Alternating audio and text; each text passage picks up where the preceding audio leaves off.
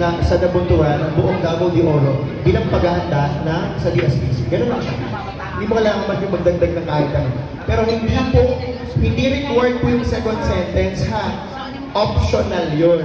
Ibig sabihin, huwag yung pilitin kung wala namang dapat idagdag, huwag na lang. Ang importante, makwento mo yung nangyayari. At yung caption mo ay makakatulong para ang mga picture mo ay sumakto dun sa tema. Ang totoong contest kasi is kung paano mo i-interpret yung tema. Tandaan nyo ha, minsan kasi nagaganda ng mga shots mo. Pero ang tanong, nahagip niya ba yung tema? Tinamaan niya ba yung tema? So dapat, titignan nyo din yun. Halimbawa, ang tema is something like this. Minsan nga ganito yung tema. Ano lang, parang hugis. O magpakita ng iba't ibang hugis or shape. Yung mga batang elementary, talagang literal na hugis lang talaga yung kinunan. Magpakita ng bilog, triangle, square, na wala na yung kwento. Kasi yung hugis, pwede mo siya interpret in different ways. Diba? Oh. Halimbawa, hugis, yung bilog, pwede mo sabihin collaboration. May mga batang nag-uusap. Tapos sa taas ka kumuha ng picture, nakabuo sila ng bilog.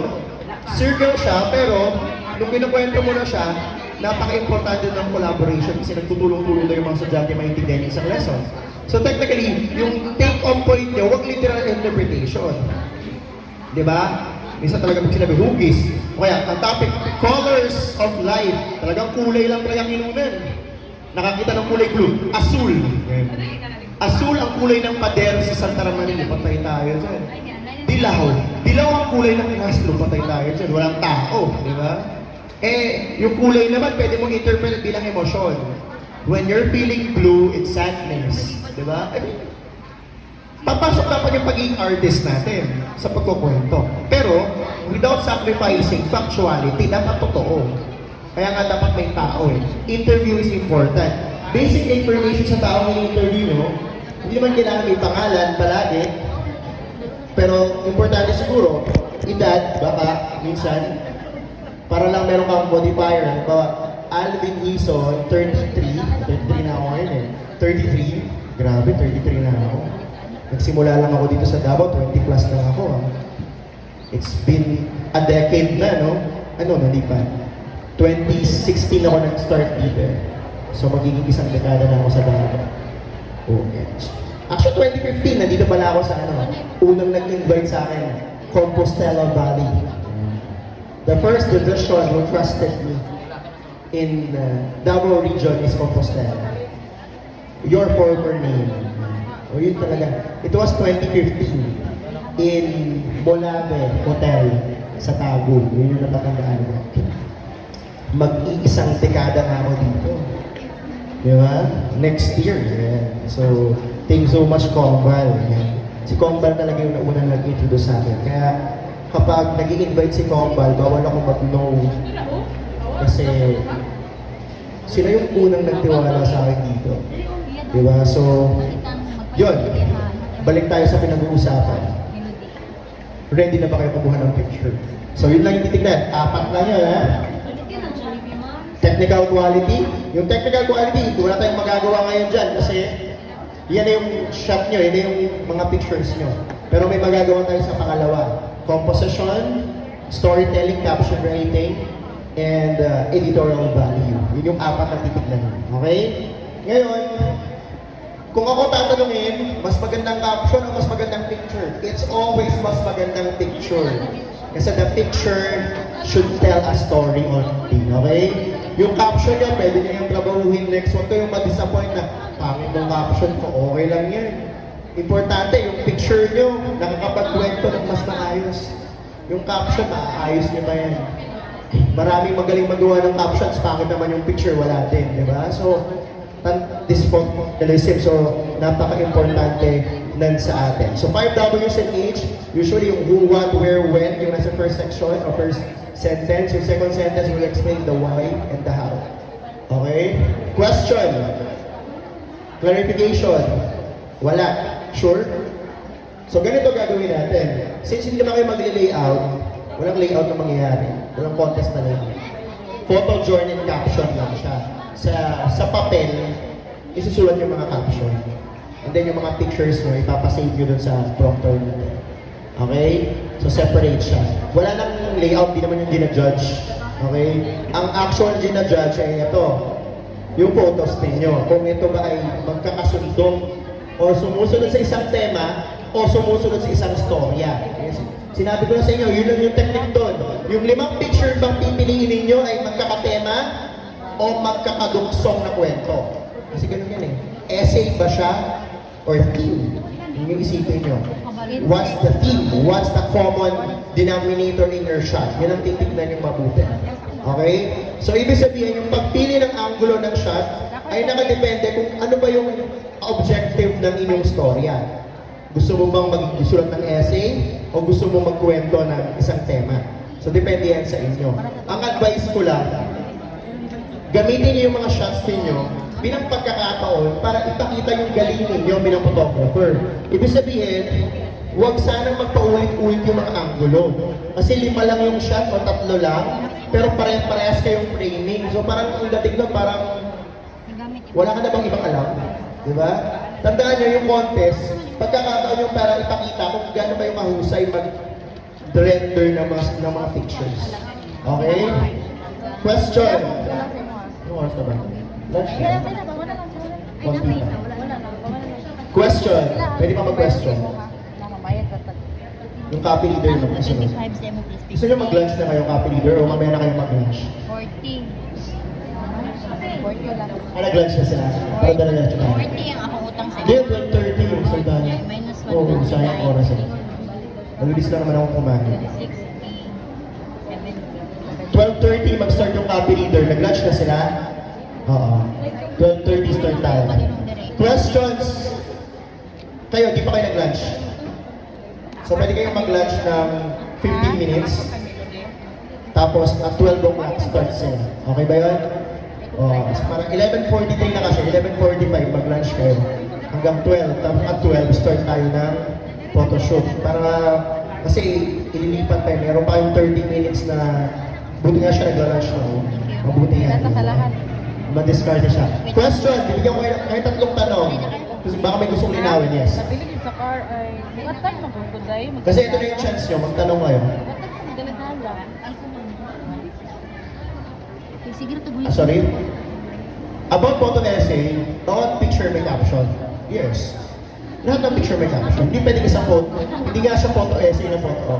Di ba iba-iba naman ang nangyayari doon? So malamang, ang challenge mo na lang doon pag nag-photo essay ka, is huwag mong ulitin yung sinabi mo doon sa una. Kasi nga, di ba tinitignan mo, ang inahanap mo, parang nagsulat ka ng essay. Sa caption mo, pa-essay din siya. I mean, not in the form of essay, but pag binasa mo yung caption mo, connected siya doon sa kabila, papunta sa kabila, papunta sa kabila. That's the photo essay. Unlike kapag theme siya, iba-iba talaga siya ng subject, hindi siya connected. Ang nagpo-connect lang sa kanila ay ano, tema. They are under one theme, umbrella. Pero hindi siya connected. Kapag photo essay, connected yung caption 1, caption 2, caption 3, without repeating it. Kasi may tendency kayo, same subject, baka inuulit-ulit mo lang yung sinasabi mo doon. So, na-defeat yung purpose ng essay. Huwag na lang. Okay? Pero lahat may caption. Tandaan nyo lahat ng caption. Okay, next. Number 2 question. Yes. Gusto kayo nagtatanong para ano? Pwede. Oo naman, go lang. Gamitin niyo yung camera niyo on your advantage. Ngayon, whatever features your camera have, you have to use that as your advantage. Okay? Ang iniiwasan lang natin is, syempre, yung paggamit ng filter. Diba? Yung filter. Magpi-filter kayo dyan. Kasi ngayon may mga AI filter na yung mga camera ng iba eh. Pero technically, we don't encourage you to do that. Pero pwede mong gamitin yung pang-adjust ng aperture, shutter speed. It's up to you now. Lalo kapag naka-XLR ka, pwede ka mag-manual, tapos mag-timpla-timpla. Pero ang advice ko, bago pa mag-contest, timplahin nyo na yung camera ninyo para iisa lang yung magiging fills niya. Yung parang color grade yan. May color grade yan eh. Minsan medyo madilaw o kaya maasul. O maasul or madilaw. Siyempre, kung reality yung pag-uusapan, kung yan ay afternoon shot, hindi pwedeng maasul yan. Dapat yan mas madilaw. Kasi, pag sulat mo ng caption, kinunan mo yan ng afternoon, dapat magmamatch doon sa reality na yon. Kasi pag ginawa mo medyo maasul yan, panghapon yun. Oh, so may tamang color grade for each shot. Pero you can make use of the advantage of whatever camera you're using. Not cellphone, syempre. Dapat camera. Okay? What else? Last one. Wala na? Coaches, baka may tanong. Tapos, yan, sige, sige ma'am.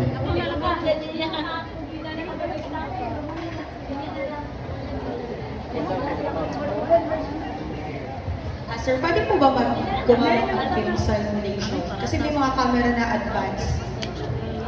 Sa camera na mismo, may film simulation na siya. May filter na siya kumbaga para maging vivid yung picture or ano. Pero straight from the camera, hindi siya edited. Film simulation. What do you mean? As much as possible kasi, raw image sana yung kakasa natin.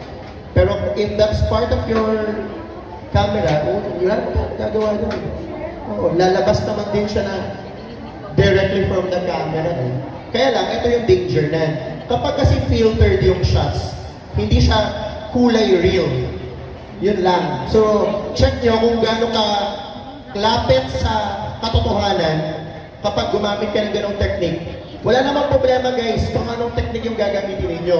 Pero since may scenario like halimbawa, umaga kayo pinakuha ng shot, tapos biglang super vivid yung image mo na parang tanghali. So, it's not real anymore. It's now, actually, tawag natin, we're now manipulating reality for the sake of aesthetic. So, tandaan nyo, at the end of the day, may senaryong binigay, may panahon na kinunan yung shot, dapat lumapit siya dun sa moment na yun. Ngayon, kung para i-improve lang yung shot without affecting reality, okay lang. So, i-consider nyo yun guys ha. Kala nyo pag pinakunan kayo ng shot ng umaga, wala yung dahilan. Tinitignan kung kakulay ba nung pang-umaga yung shot na yun. Kasi pag medyo in-adjust nyo yan, maging medyo madilaw yan, pahapon yan, patanghali yun. Pag medyo ma-blue naman yan, paggabi.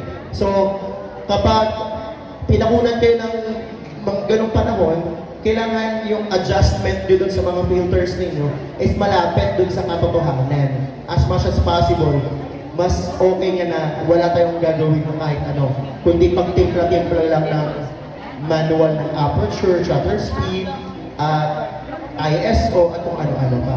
Pero kung may ganong, ang tanong naman ni ma'am, okay lang bang gamitin yan? Yes ma'am, walang problema gumamit to. Making sure lang na hindi nito maapektuhan yung pag-render ng mga shots mo na lalayo na siya doon sa totoong pagkakataon kung kaya na siya kinuha. Okay? Filters yan, mga filter. So, wala na?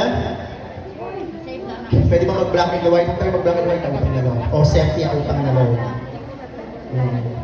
Although, dati may gumawa nun. Pero dapat lahat naka-black and white. Diba? Pero, huwag na lang. Kasi hindi pa yung pinag-uusapan. So, kung wala nang tanong, we can declare our lunch break. At 12 o'clock, we'll have our workshop. Okay? And then, 1 o'clock, you have to submit your pictures o balagay sa classroom to write your captions. And then, submit your pictures. So, para makapag-check tayo agad. Kasi may mga i-check pa. 12:30, we'll start our copy reading lecture. Thank you so much and happy shooting.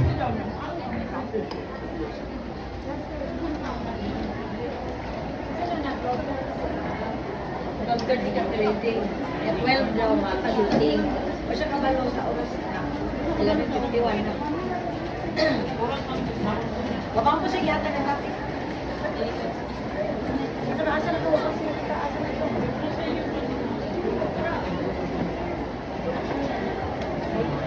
Hello. Okay. So, narinig nyo, mga photojournalist, palikod na sadta. Kung wala pa mo nagkaon, kaon sa kadali. 12 so, take me, sir. And then,